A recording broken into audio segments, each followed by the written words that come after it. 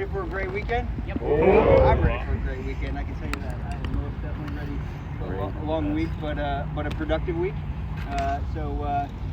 Just a couple things real quick. First of all, I know we've got a leader that is leading the battalion, and I want to bring her up here real quick, and so we can farewell, give her a chance to say some things. So, Lieutenant Palace, please come up here. Hey,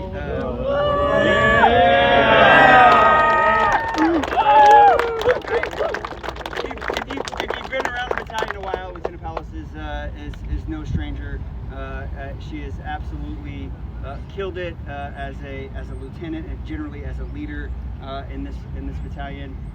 I'm incredibly thankful for your leadership, for accountability of people and leaders across the battalion, and trying to make sure that we're doing the right thing by people and really pushing us to just be a better organization. And you've absolutely done that, hands down. Again, just incredibly thankful. She's heading out to 9/11 to go do more awesomeness. Great, should be a great fit for that organization, and without a doubt, make it great. And I hope that we just keep her in the Engineer Regiment as a future senior leader and senior officer in the Engineer Regiment, because wherever you go, you will make an impact. And I selfishly hope you just stay as an engineer, so you can come back and be a battalion commander here someday. So with all of that, I'm gonna. Sir, anything else you'd like to add to this before I give the floor to her? Yeah, she's got the floor. Ma'am, the floor is yours. The floor. Hey everyone, what's up? I've been here about 3 years, so it's definitely really bittersweet to be saying goodbye to this battalion. And obviously the part that makes it bitter is the people. It's really hard to leave the people that you spend like 12 hours a day pretty much around. So thank you guys for making me a better person, making me a better leader. It's super sad to leave not only the rough terrain family, but the airborne community and the Jumpmaster family that the 27th has. So if you haven't been to Jumpmaster School, you should go, because the 27th has the best of the best. Thank you to the leaders in this organization for giving me the chances that I've had. If anyone's interested in being a search and rescue soldier, I'm going to the 9/11th. It's a unit at Fort Belvoir that does search and rescue for the DC area. And if you're 12 Bravo, 12 Alpha, 12 November, 12 Mike, there are slots for you at that company. Or if you're a support MOS that wants to be in their operations section, I'll stay after for a few minutes. If you're interested, I can send you the application. Just putting the plug out there for something unique if you want to go better yourself and be, pursue a career in search and rescue. But thank you to this wonderful battalion. Thank you to all of you standing in front of me. Don't be a stranger. Thanks, guys. Awesome.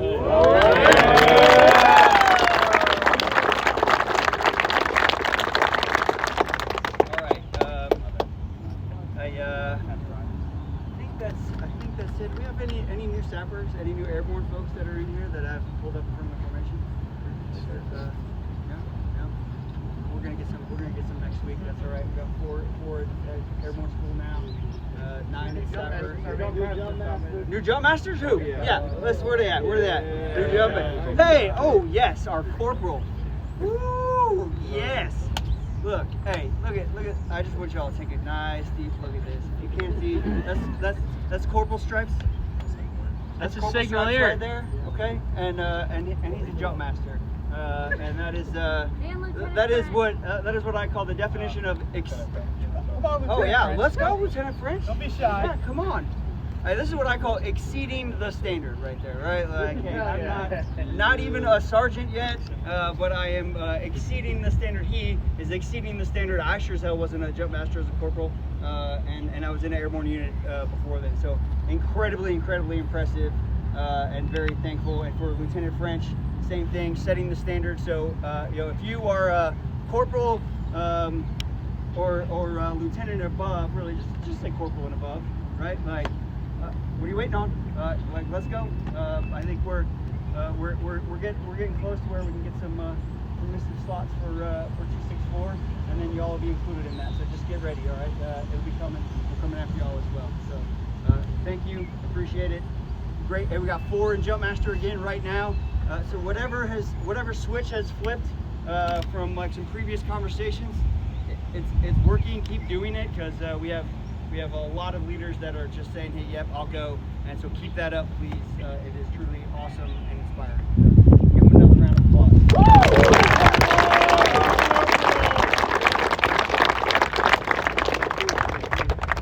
Okay. I'm gonna quit talking here in a minute and hand it over to the Colonel. So my last closing words that are always my last closing words are be a good person, go serve some other folks, and make great decisions this weekend. Rajo? Whoa. Sir, floor is yours. Oh, great. Sergeant Bond in the formation? Did you come out today? Negative, sir. Well, it's his birthday, 57, so wish him a happy birthday. Ooh, yeah. We'll get him, sir. Okay, good. How's everybody doing? Ooh. Ready to start the weekend? Ooh. All right. So what month is this month? Anybody know? Anybody aware of what this month is? I know you know, Sergeant. Suicide prevention. Huh? Suicide prevention month. Suicide prevention. All right. Everyone do some suicide prevention training this month already? You're gonna say who because you don't want me to go into what I'm about to go into, but I'm gonna do it anyway because that's what I like to do.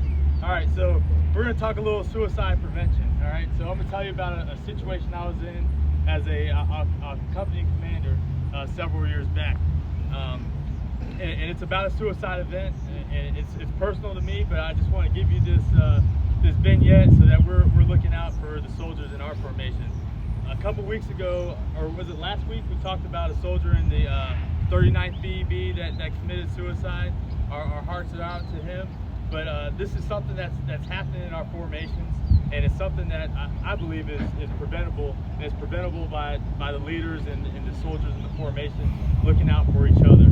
All right, everybody knows what the ACT acronym is, right? What's the A stand for? Ask. Act. So what? Ask what? What are we asking? We're asking some hard questions, right? Of that soldier and making sure that we're taking care of him. What's the C stand for? Care. Care. All right, how are we taking care of that soldier? What do we got to do? Escort, that's the E, right? But what does caring for that soldier mean? Be there with them. Being there with them, talking to them, right? Taking care of them. And then what's the E? Escort. That means maintaining contact, making sure if they got a plan that you're in their OODA loop, if you want to call it that. You're in their plan to make sure that they're not completing that act. All right. So I'm gonna tell you about this story real quick about a soldier when I was in 1st Brigade 10th Mountain. Oh, is it hard to hear? No, come on. You can come closer. Bring it in. Yeah, let's go. Come on, Bring it a come little on, closer. it's okay. I just did my survey Yeah. around the back. I can't hear you. Y'all can't hear. That's good SEALs training right there, right? Oh, yeah, that's right. All right, so look. So there I was, 10th Mountain, 1st Brigade, Alpha Company, BSTB. They don't have any BSTBs anymore. They're now BEBs, right? So I just took command of the engineer company in 1st Brigade. And we got word that there's a soldier sitting at the 10th Mountain Division Corps on their protocol. And he had been there since before we had deployed, because we just redeployed from a year-long deployment in Afghanistan. He was sitting up there. I had no clue why he was there, but they were like, yeah, he's a 12 November. We're gonna send him back to you. You can have him back. We're like, oh, great. And everybody was super excited to welcome him back to the LE, I'll call it platoon, but it was more like a squad, but welcome him back to the LE platoon. And you know, we welcomed them with open arms. We're happy to have him. But then things go kind of south, right? So like the first thing was like, well, they don't go south yet. So he comes back, everyone's happy, glad he's there, moves back in the barracks. Very quiet dude, didn't talk a lot, but you know, engaged in formations. He got interviewed about, I think during 9/11, we were doing a 9/11 run up in Fort Drum. Got interviewed and he's like, oh, well, why did you join the Army? He's like, I joined because of 9/11. I was a Boy Scout at that time, and 9/11 like really struck him hard, and that's why he joined, and he wanted to deploy with his unit. So you see, like, he didn't deploy with our unit, right? Like, he got left behind. I didn't know why, but he got left behind, and then we deployed and got him afterwards. So you fast forward a little bit. One day he's out playing basketball with First Sergeant and a couple of the soldiers after formation. Like, we closed out, and they're just out hanging out playing basketball. Life is good. Seems like he's doing well, and this is like early, end of September, early October. And then I get a call later that night that Specialist Hetrick, that's his name, Specialist Hetrick, had hung himself by his belt in his barracks room. And it's like, oh man, what just happened here? And there were no crazy signs about like him doing the giveaway of all his items. There were none of those big signs. But after he died, that's when we started finding out a lot of information about his life. And actually, soldiers in the formation knew what was going on, right? So here's the things that we found out. The first thing was, why didn't he deploy? He didn't deploy because during a JRTC rotation, he passed out, and they're trying to diagnose why he passed out in that formation, and said, you aren't deployable, so we're going to keep you back, move you to the division protocol. Okay. As I talked about before, 9/11 is the reason he came in. He wanted to deploy, he wanted to do the thing, and now he didn't have an opportunity to do it. Number two, he had a drinking and an alcohol problem. So while he was at division, he went through the whole SUDC process during that year of deployment while we were gone. He went through that whole process, and we didn't have a clue that he was even enrolled. All right. He also, number three, had a car that was parked in the division parking lot. It was in-op, couldn't move it, and he wasn't making payments on it, so it was about to get repossessed. So he had a lot of financial issues going on. Did we know about it? No, didn't know. So soldiers in the formation may have known, but like it never got up to his leadership. Number four, he had 2 people in his family commit suicide within a year of this incident. So his sister had committed suicide about a year before, and his father about 2 months before. Do you think anyone in the formation knew about that? Not at all. And then we get to him doing this incident. And the reason I found out like kind of the later information is I talked to his mother at the ceremony in Northern Virginia. And I was like, yeah, like we're gonna do everything we can for a soldier, but like at this time we didn't know all the stuff that was going on in his life. And the reason I tell you that is we gotta be, as Sergeant Major would say, intrusive with our leadership. We really gotta get down and get to know our soldiers. And if you get to know your soldiers and you peel back that onion, we can help you work through whatever problem it is. There's no problem that's too big that the team of us, the Tigers, cannot help you through. But if you're not open and honest about where you are with situations in your life, you're not going to get the help you need. There are plenty of resources around here to help you if you're in a time of need, and we can get you to them. But we got to know. And once we know, that's when we can help you, because we know that you're better off in this formation than not. All right? So any questions about that? All right, I mean, it's a somber thing for me to lose a soldier, and we had to do a memorial ceremony and all the other things, but he affected the whole formation. And it was a sad day for that formation, but I like to use that lesson that I learned with him, that, hey, like, you just don't know what's going on with a soldier outside of when they're wearing this uniform and you got eyes on them. So I always talk about, character is what you do when no one's looking, right? So, like, what is it that you're doing? Hopefully you're improving yourself while no one's looking. But if there's some issues or some things that you need to work through, voice up, get somebody involved to help you out and get you through that situation. All right, there's things that I go through, just like what Hetrick was going through, that I've got to work through in my own life. All right, family with terminal illnesses and pain and different things that I go through that I've got to work through and talk to folks about. All right, so just be honest about where you are in life and get the help you need. Make sense? All right, not to be too somber. So we'll end it on a good note. All right, everybody got the lesson learned from that? Be intrusive about, like, really learn. If you want a good book on it, read Oprah Winfrey's What Happened to You. It talks about like trauma through life and how that trauma affects decisions that you make later in life.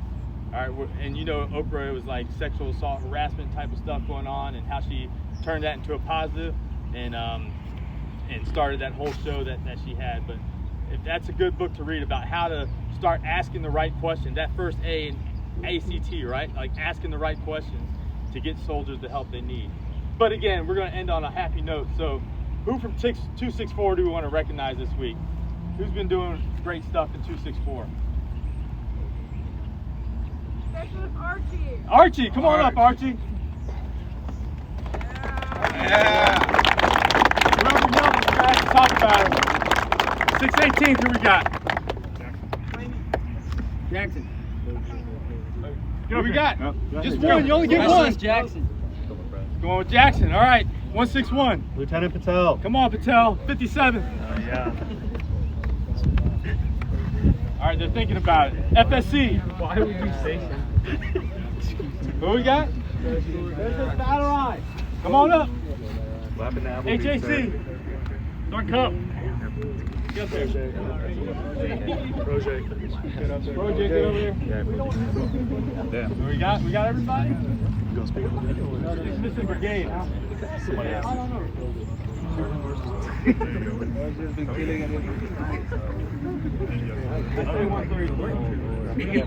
And in case you're wondering, it is Color Patch Fridays now. So if you want to wear your color patches on Friday, go for it. I like that. So somebody talk to me about Archie. What did you do this week? So Specialist Archie, right? She's our unit armor. So we just finalized our final inspections and passed, which might not seem like a big deal, but I promise you it was very, very difficult. And she definitely jumped through many hoops to actually get the certification. So now she's a subject matter expert of the arms room. She took ownership over her job, and now she's gonna retain certification. So Archie did a really good job doing this and definitely went above and beyond to make it happen. So let's give her a round of applause.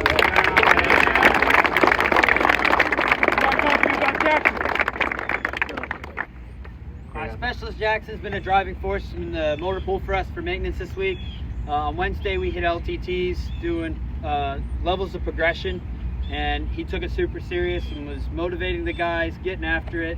Really took a lot from that training as well. And then on top it all off on a great week, he just got promoted this morning as well. Awesome. Yeah! Tell. Sapper! Yeah, he didn't come up when we said, do we have any sappers, new sappers? Okay. Although He was too scared to graduated arm a little bit ago already. I will say this, right? Like, because I happened to be down in Fort Leonard when Lieutenant Patel went the first time, and like the heartbreak on Lieutenant Patel's face right away, and frustration, and I saw that manifest, and then it immediately turned into determination. Right, and he took in Sapper Leader course, as he was figuring it out, I watched it switch over in his face, and come full circle, he went back and he absolutely crushed it with an absolutely determined mindset. Super easy to hit a wall and then be like, screw that, like that, because I mean, look, nobody likes failure. Right? Nobody likes to go there and say, dang, I didn't get it the first time, right? Like, that's super uncomfortable for a lot of people. That's what stops a lot of people from going in the first place, is the fear of going down there and then having that happen. And he said, take this and turn it into ultra fucking determination. And that's what he did. So super, super proud of you. Most definitely, congratulations, and a great example for everyone to follow. So yeah. Awesome. Really, Give him yeah. a round of applause. Yeah!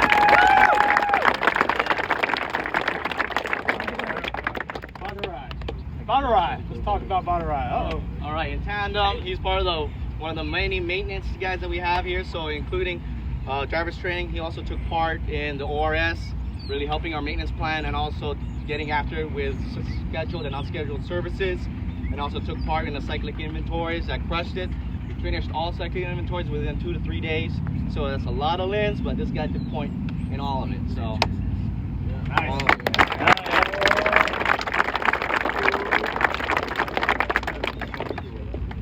Protege, like protege, but protege. Let's talk about protege. A project was on it this week. 57 is actually leaving to JROTC, very crucial member of 57. He's going to be driving some more troops to get on their way.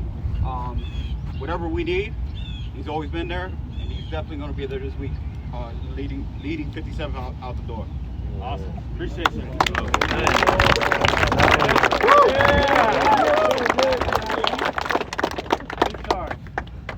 Sergeant Cuff stepped up and was the platoon sergeant for vertical platoon for the last few weeks.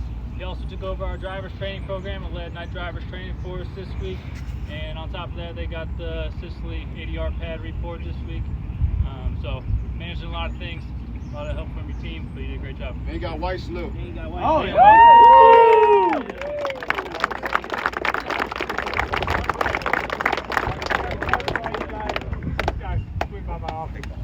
They'll even plan to bring those out to formation. Oh, weird. I want body office. I got some more. Come on, Badarai! I appreciate you. But yeah, I mean, a lot of this stuff is doing the small things right. And that's what excellence is in the formation, right? Doing the small things right, and it helps the bigger picture. So another round of applause for these guys. You guys can call back in.